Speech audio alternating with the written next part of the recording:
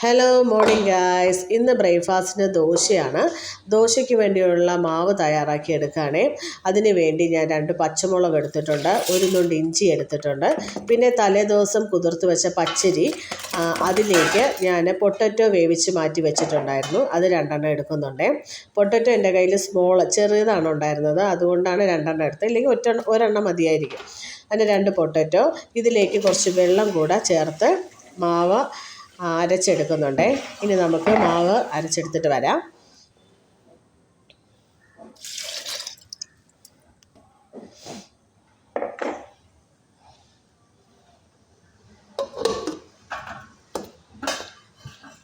അങ്ങനെ നമ്മുടെ മാവ് റെഡിയായിരിക്കുകയാണ് ഗൈസ്. ഇതിലേക്ക് കുറച്ച് സോൾട്ട് കൂടെ ചേർത്ത് മിക്സ് ചെയ്തെടുക്കുന്നുണ്ടേ.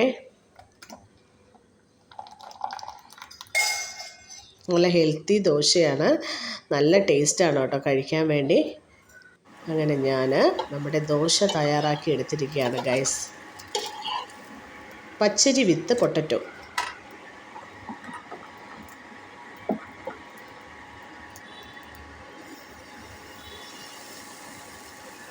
ഇനി എനിക്കൊരു ചായ ഇടണം, കറിയായിട്ടൊരു ചമ്മന്തി തയ്യാറാക്കണം, ചിക്കൻ കറി ഉണ്ടാക്കണം. ഇതൊക്കെയാണ് രാവിലത്തെ പരിപാടി ഗൈസ്.